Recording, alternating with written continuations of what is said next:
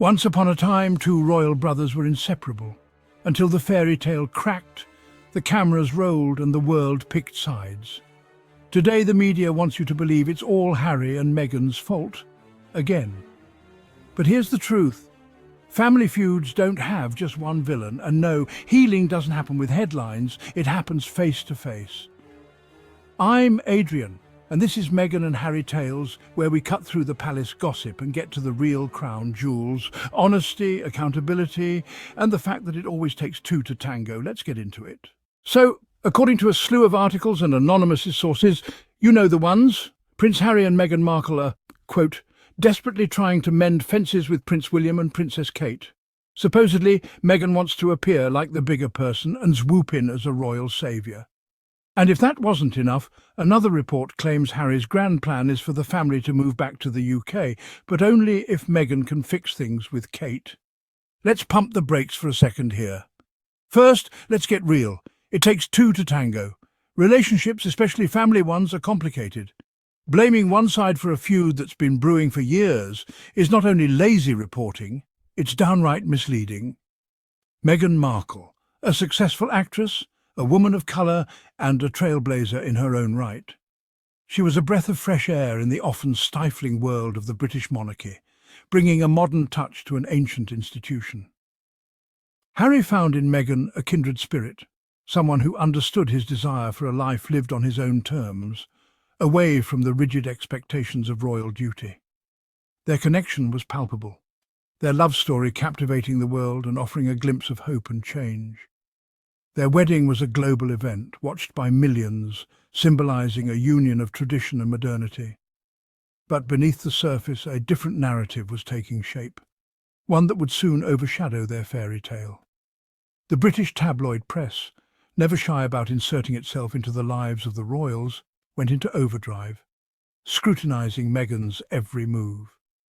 Meghan, with her American sensibilities and independent spirit, became an easy target for criticism and sensationalism. Stories, often laced with thinly veiled racism and sexism, painted her as difficult, demanding and manipulative, a stark contrast to the image of a loving wife and mother. Harry, fiercely protective of the woman he loved, watched with growing anger and frustration as the media's relentless attacks took their toll. He saw the echoes of the past, the relentless hounding by the press that had contributed to his mother's tragic fate, and he was determined not to let history repeat itself. The parallels were undeniable. The same toxic forces that had once targeted Diana now set their sights on Meghan. He vowed to protect his wife and future family from the same toxic forces, even if it meant stepping away from royal duties. The public, bombarded with negative headlines, began to question the relationship, swayed by the constant barrage of misinformation. A narrative of division took root, fueled by speculation and innuendo, creating a rift not just within the royal family, but also among the public. Harry and Meghan, once darlings of the media, were now cast in a different light, their every action scrutinised and criticised. The villain the press would have you believe had been found, and the public narrative was set, leaving little room for the truth. The pressure mounted, day by day, moment by moment. The relentless scrutiny, the constant criticism, the insidious whispers of discontent within the royal institution itself, it all became too much. Every move they made was analysed, every word they spoke was dissected, and every gesture was interpreted in the harshest light. Harry, who had struggled for years with the weight of his royal birthright, found himself at a crossroads. The expectations placed upon him were immense, and the pressure to conform to a role he never fully embraced was overwhelming. He had to make a choice: protect his mental health and his family, or succumb to the pressure cooker of royal life. The stakes were high, and the consequences of his decision would reverberate through the corridors of the monarchy. The decision to step back from their roles as senior royals sent shockwaves through the monarchy. It was a bold move, one that challenged centuries of tradition and protocol. It was a move unprecedented in modern times, a rejection of the very institution that had defined Harry's life. The world watched in astonishment as the couple charted a new course, one that defied expectations and broke away from the past. The couple sought refuge in California, hoping to build a new life free from the constraints and scrutiny of the British tabloid press. They envisioned a future where they could raise their children in peace, away from the relentless glare of the media spotlight. This decision, born out of a desire for self-preservation, was portrayed as a betrayal by some. Critics accused them of abandoning their duties, of turning their backs on the very institution that had given them their status. Headlines screamed of rifts, of anger, of disrespect. The media frenzy reached a fever pitch, with every detail of their lives becoming fodder for sensationalist stories. The narrative of a family torn apart by a power-hungry American actress took hold. Meghan, in particular, was vilified, her every action scrutinized and criticized, but the truth, as always, was far more nuanced. The complexities of family dynamics, the hidden truths, and the deep-seated issues within the royal institution were not easily understood by the public. This was not a decision taken lightly, but a necessary step to protect their well-being. The couple weighed their options carefully, considering the impact on their mental health and their children's future. This was about survival, about choosing family over duty, about prioritizing mental health over tradition. In the end, Harry and Meghan made a choice that was right for them, even if it meant facing criticism and controversy. The response from Buckingham Palace was swift but measured. The world watched with bated breath as the institution, known for its stoic demeanour, issued a statement that was both brief and carefully worded. The statement expressed understanding for the couple's decision, while emphasising the sadness felt by the Queen and other members of the royal family. It was a delicate balance of empathy and disappointment, a reflection of the complex emotions within the palace walls. But behind the scenes, a different story was unfolding.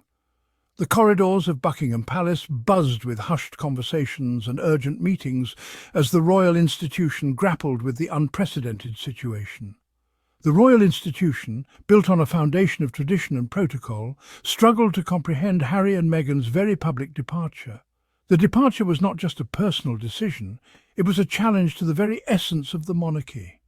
The Queen, a symbol of stability and continuity, found herself grappling with a crisis that threatened to undermine the very fabric of the monarchy. Her role as the unifying figure of the nation was being tested like never before. Silence became the order of the day. The palace, usually a place of controlled communication, now echoed with an uneasy quiet. Whispers of disapproval emanated from the hallowed halls of Buckingham Palace. Advisors and courtiers, bound by duty and tradition, found themselves at a loss for how to navigate this new reality. The royal family, known for their stoicism and reserve, retreated behind a wall of carefully constructed silence.